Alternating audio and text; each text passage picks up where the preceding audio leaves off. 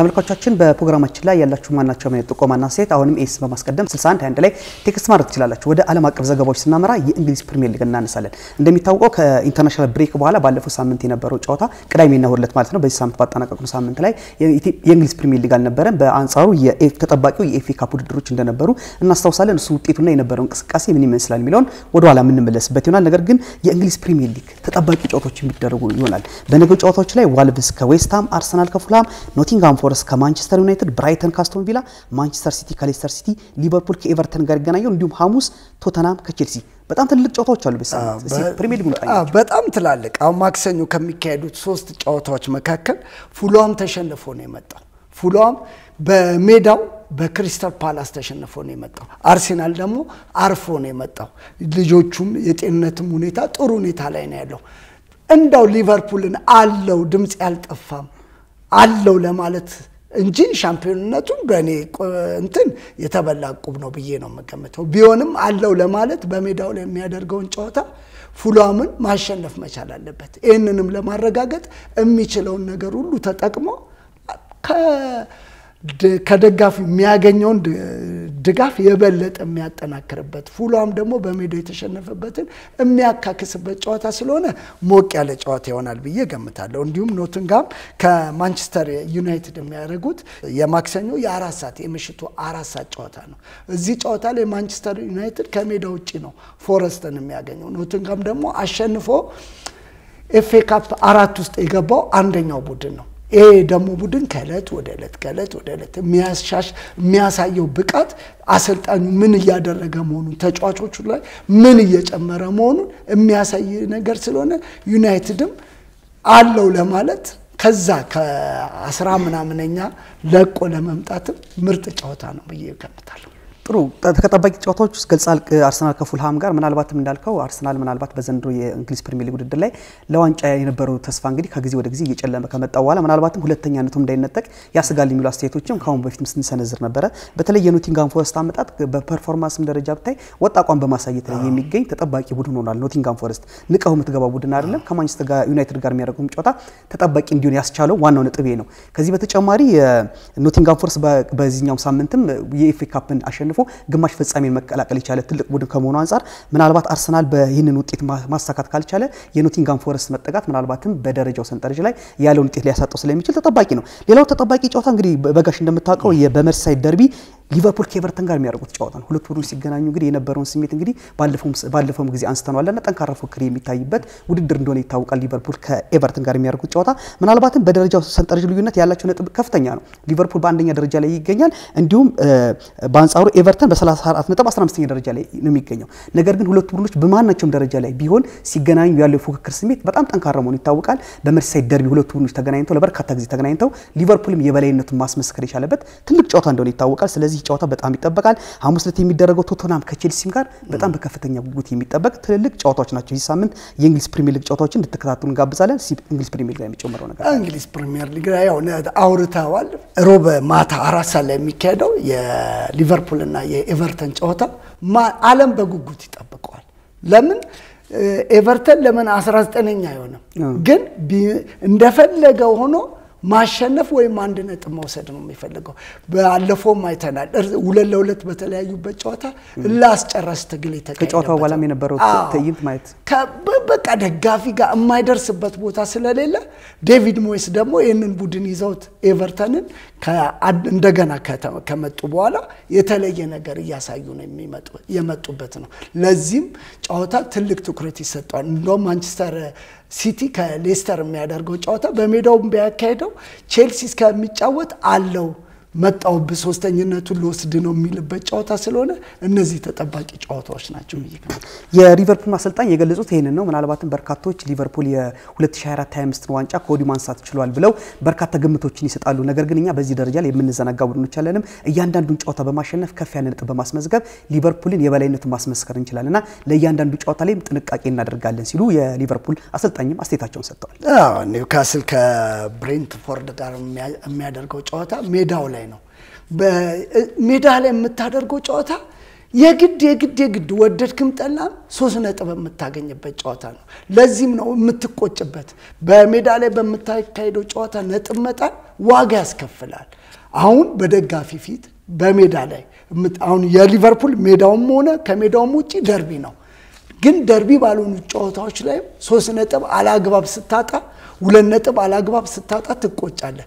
እንዳለ የሚካሄዱት የሮብም የሐሙስም ጨዋታዎች ወሳኝነታቸው ከፍ ያለ ነው። በተለይ ቼልሲ ከቶተንሃም የሚያደርገው ጨዋታ ቼልሲ መጣው 49 ነጥብ ላይ ሆኖ የሚጫወትበት ጨዋታ ነው። ካሸነፈ ወደ 52 ነጥብ ይገባል። እንደዚህ ያለ የሚጠጋጋበት ጨዋታ ስለሆነ ምርጥ ጨዋታ ይሆናል። ያው ኒውካስል ቀደም ብለን እንደገለጽከው እንግዲህ የዘንድሮ ጠንካራ ተፎካካሪ ቡድን እንደነበር ይታወቃል። በተለይ አጀማመሩ ላይ በጣም ቶፕ 4 ውስጥ ሊገባ ይችላል ተብሎ ጠንካራ ፉክክርም ለተጋጣሚዎችም ራስ ምታት የሆነ ቡድን እንደነበር እናስታውሳለን። ስለ ኒውካስል ስናነሳ አይዛክ አብሮ ይነሳል። አይዛክ እንግዲህ ምናልባትም የቡድኑ አይንና ሞተር እንደሆነ በተደጋጋሚ ተገልጿል። በሜዳም ላይ እንደታየው በተግባሪ ነገር ማስመስከር ይቻላል ነው። ነገር ግን አሁን ኒውካስሎች ስጋት አለባቸው። ይህንን ብርቅዬ ተጫዋች የሚፈልጉ ትልቅ ክለቦች ተፋጠዋል፣ አርሰናልን ጨምሮ ማለት ነው። 151 ሚሊዮን ፓውንድ የተቆረጠለትን አይዛክን ምናልባትም ክለቡ አሳልፎ ይሰጣሉ። ክለቡ ግን ባለው ሁኔታ ላይ በሚቻል አቅም ሁሉ መስዋዕትነት ከፍለን አይዛክን እናቆየዋል ይላሉ። በአንጻሩ ደግሞ በተለያዩ ብሮችን በከፍተኛ ደረጃ ላይ ብቅ ያደርጉ ክለቦች ደግሞ አይዛክን ለመንጠቅ የሚያደርጉት እንቅስቃሴ ምናልባትም በሂደት አሁን በኒውካስል ሲነሳ አይዛክ አብሮ ይነሳል። ምናልባት በዘንድሮ በቀጣዩ ዓመት ውድድር ላይ አይዛክን ከኒውካስል ጋር እናያለን ወይስ አርሰናል ወይስ ሌላ ክለብ ንብረት ሊሆን ይችላል የሚለው ጥያቄ በእጅጉ እያነጋገረ ነው። ወደድክም ጠላም አይዛክ ትልቅ ክለብ ላይ እንደገና ኒውካስል ትልቅ ነው፣ እዚህ ጋር አድርሶታል። የምናየው እኮ ነው።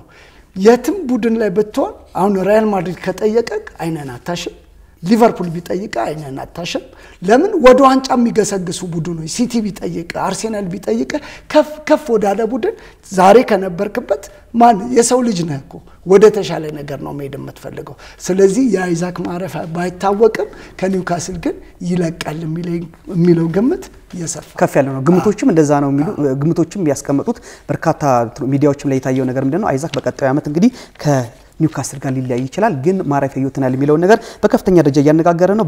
በተለይ በዚህ ደረጃ ላይ እየገፋ የሚገኘው አርሰናል ምናልባት የሚን ከፍተኛ ብር አውጥቶ ተጫዋቹን የግሉ ያደርገዋል ወይንስ ብዙ ጊዜ አርሰናል ታስታውሳለህ ተጫዋቾች ይጠቁማል፣ ትልልቅ ክለቦች ይነጥቁታል የሚባል ነገር አለ። ይሄ ነገር ያርማል ወይንስ አይዛክን የግሉ ያደርገዋል? ወደፊት የምናየው አይ ግን በቬንገር ጊዜ እኮ ነው ጠቋሚ የነበረው።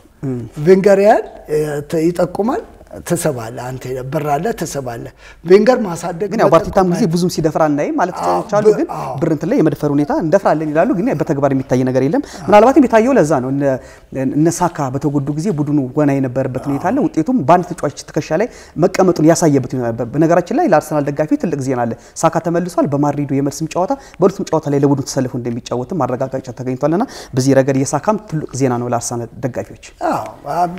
በመጠቆም ብቻ ሳይሆን በጨዋታም የተለየውን አርሴናል እያሳየን ያለው አርቴታ ከለት ወደ ለት። አሁን አርቴታ ከያዘው በኋላ 4 ውስጥ ላይ የምታየው አርሴናል ነው። ግን ዋንጫው ጋር ለመድረስ ፈራ። ይሄንን ፍርሃቱን የሚያስወግድለት አጥቂ ይፈልጋል። ወደድክም ጠላም ትልቅ ጨራሽ አጥቂ ይፈልጋል። ስለዚህ ትኩረቱ ሙሉ ለሙሉ አይዛክ ላይም ባያሳርፍ ሌሎች ተጫዋቾች ላይም አይኑን ያሳርፋል ብዬ ገምታለሁ። እግረ መንገዳችን ኤፍኤ ካፕን እንዳስሰው እንግዲህ በኤፍኤ ካፕ ውድድር ላይ በሩብ ፍጻሜው እንግዲህ ክሪስታል ፓላስ ፉላምን 3-0 ረቷል። እንዲሁም ኖቲንግሃም ፎረስት በመለያየት ማሸነፍ ችሏል። እንዲሁም አስቶን ቪላ ፕሪስተንን 3-0 ሲታ ማንቸስተር ሲቲ በርንማውዝን 2-1 አሸንፎ ወደ ግማሽ ፍጻሜ ማለፋቸውን አረጋግጠዋል። ማንቸስተር ሲቲ በርንማውዝን 2-1 ባሸነፈበት ጨዋታ 1-0 ሲመራ ቆይቶ ነው እንደገና ሃላንድ ሪጎሪ ስቱ በቃ የልጁ ሙሉ አጥቂ መሆኑን ከበረኛም ጋር ተገናኝቶ የሳታቸው ኳሶች ቢኖሩ አሰልጣኙ እምነትም ስላለው ቀይሮ አላስወጣውም። በጉዳት ወጣ እንጂ አንድ ጎል አግብቶ ተቀይሮ ወጣ። 2-1 አሸነፈ። ማንቸስተር ያለው ተስፋዬ ስለሆነ ራሽፎርድም በውሰት የሰጠው ማንቸስተር ዩናይትድ ለአስቶን ቪላ ራሽፎርድም አንድ በጨዋታ አንድ በሪጎሪ ጎል አግብቶ አስቶን ቪላ 3-0 እንዲያሸንፍ አድርጓል። ክሪስታል ፓላስ ከሜዳው ውጪ ፉላምን 3 አግብቶ ማሸነፍ የተለየ ትኩረት ነው የሚሰጠው። ኖቲንግሃም በሪጎሪም አሸንፎ 4 ውስጥ መግባቱ ከ34 ዓመት በኋላ በዚህ ውድድር ላይ መከሰቱ ለደጋፊው ክስተት የሆነ ቡድን ነው። ኖቲንግሃም ፎረስት አሪፍ ናቸው። አራቱም ያለፉት ቡድን እንዳው ስጋቴ ማንቸስተር ሲቲ እነን ዋንጫ አይለቀውም ነው እንጂ አዲስ የሚበላ አዲስ ክስተት እናያለን ብዬ ገምት ነበር። ግን ማንቸስተር ሲቲ ይሄንን ዋንጫ የሚለቀው አይመስልም። ከፊቱ እንግዲህ ትልቅ ነገር ተጋርጧል። ምናልባትም እንግዲህ ማንቸስተር ሲቲ እና ጋርዲዮላ የመጨረሻ ቻንሳቸው ኤፍኤ ካፕ ዋንጫ ማንሳት ነው። እሱንም እናሳካዋለን የምንችለውን አቅም እንጠቀማለን ሲል ባለፈው አስተያየቱን ሰጥቶ እንደነበር እናስታውሰን ጋርዲዮላ። ከፊቱ ግን ትልቅ ቡድን የተጋረጠው ኖቲንጋም ፎረስትም ነው የሚያገኘው በግማሽ ፍጻሜው። ኖቲንጋም ፎረስት እንደምትመለከተው በኤፍኤ ካፕ በፕሪሚየር ሊግ ላይ ወጥ አቋም በማሳየት ጠንካራ ቡድነቱን ማሳየት የቻለ ነው። ከማንቸስተር ሲቲ ጋር ተፋጠዋል። ክሪስታል ፓላስ ከአስቶን ቪላ ጋር ይገናኛሉ። ምናልባትም ማንቸስተር ሲቲን ዋንጫ እንዳያሳካ ጋሪ ጠውንበት ኖቲንጋም ፎረስት ወይስ ኖቲንጋም ፎረስት ጥሎ ዋንጫውን ያሳካል? የሁለቱ አሸናፊ ዋንጫውን ይወስዳል የሚል ገምት ነው። ጥሩ እናመሰግናለን። ላሊጋውን ደግሞ ስንቃኘው ባለፈው ሳምንት በደረገው እንግዲህ የላሊጋ ጨዋታዎች ኢስፓኞል ከአትሌቲኮ ማድሪድ ጋር 1-1 ተለያይቷል። አትሌቲኮ ማድሪድ ግን አሁን ነጥብ እየጣለ ነው፣ ማሸነፍ አልቻለም። ሪያል ማድሪድ ሌጋንስን 3-2 ሲረታ ባርሴሎና ጂሮናን 4-1 አሸንፏል። አትሌቲኮ ቢልባኦ ከኦሳሱና 0-0 ተለያይቷል። ባርሴሎና አሁንም አልተቻለም። 4 ግቦችንና ከዛ በላይ ግቦችን የማስቆጠር እንትኑን ባህሉን አሁንም እያዳበረ ነው። በመጀመሪያው ላሊጋው ሲጀመር አካባቢያን ጀምሮ አቋርጦ ነበር። መሀል ላይ ደግሞ አሁን ተመልሶ እያገረሸበት ይመስላል ባርሴሎና በቃ ባለፈው እንደተጀመረ እንደዚህ ይመራል ይለቋል። አሁን ግን ከመራው አለቅም ያለ ነው የሚመስለው። ለዚህም ነው ልዩነቱን አሁን ወደ 3 ነጥብ ከፍ አደረገው። 66 ይዞ እየመራ ይገኛል ማለት ነው። በዚህ እንትን ላይ ሁሉም ተጫዋቾች ያላቸውን ብቃት ተጠቅመው ወደ ኋላ ማለት የለም የሚሉ ነው የሚመስለው። ያንቸሎቲም ደግሞ ሪያል ማድሪድ ምንም አያሰጋንም እያለ ነው። ከሜዳውም ላይ ያደረገውን ከሜዳውም ውጭ የሚያደርገውን ጨዋታ በኤምባፔ ጎሎች እየታገዘ ወደ ላይ እየመጣ ነው። በ63 ነጥብ ሁለተኛ ነው። አትሌቲኮ ግን እንደምታየው ነው። ከሜዳውም ውጪ ሜዳውም ላይም ነጥብ እየተጋራ መምጣት አሁን እንደቀል የጣላቸው ሁለት ነጥቦች ወደ 4 ነጥብ ዋጋ ያስከፈለው ነው የሚገኘው። አሁን ይሄን ቡድን ለዋንጫ የምጠበቀው ቡድን ነበረ፣ ግን እንደዚህ አልሆነለም።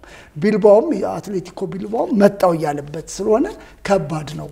የስፓኒሽ ላሊጋ ከባዱን ውድድር እያሳየን ይገኛል ማለት ነው። ጠንካራ ፉክክር እንግዲህ እየታየበት የሚገኘው ላሊጋው ቀደም ብለን እንደገለጽከው ባርሳ 66 አለው፣ ሪያል ማድሪድ 63፣ አትሌቲኮ 57፣ አትሌቲኮ ቢልባኦ 53 ነጥቦች አላቸው። በተለይ ሶስቱ ቡድኖች የሚያደርጉት ፉክክር ጠንካራ ነው። ከጊዜ ወደ ጊዜ ግን ቀደም ብለን እንደገለጽከው የአሰልጣኝ ሲሞኔ ቡድን እየተንሸራተተ መምጣቱና ነጥብ መጣሉ ከቡድኖቹ ጋር ያለው ነጥብ ልዩነት ከፍ እንዲያደርግ አስችሎታል። ነገር ግን በባርሴሎናና በሪያል ማድሪድ ያለው ነጥብ ልዩነት 3 ብቻ ነው። ይሄ ደግሞ በጣም በአንድ ጨዋታ ላይ ሊቀየር ስለሚችል ምናልባትም እንዳልከው ባርሴሎና መሪነቱን አጠንክሮ ይቀጥላል ወይስ ሪያል ማድሪድ አገርሽቶበት ወደ ላይ ከፍ ብሎ የላሊጋውን ዋንጫ ያነሳል? እስከ መጨረሻው ድረስ አጓጊነቱ እንደቀጠለ የሚገኘው ላሊጋን እንድትከታተሉ በዚህ አጋጣሚ እንጋብዛችኋለን። ሴሪያን እንቃኘው ካለው ሰዓት አንፃር ውጤቱን ብቻ እንቃኝና የተወሰኑ ሀሳቦችን እናነሳለን። በሴሪያ ውድድር ላይ ኮሞ ከኢምፖሊ 0-0 ተለያይቷል። ጁቬንቱስ ጄኖዋን 1-0 ሲለታ፣ ካግላሪ ሞንዛን 3-0፣ ኢንተር ዩዲኒዜን 2-1፣ ናፖሊ ኤሲ ሚላን 2-1 አሸንፏል። በተለይ ተጠባቂው የናፖሊና ኤሲ ሚላን ጨዋታ በናፖሊ እንደተጠበቀው አሸናፊነት ተጠናቆ የመሪነት ስፍራው ላይ አሁንም አንገት ለአንገት እንደተያያዙ ናቸው።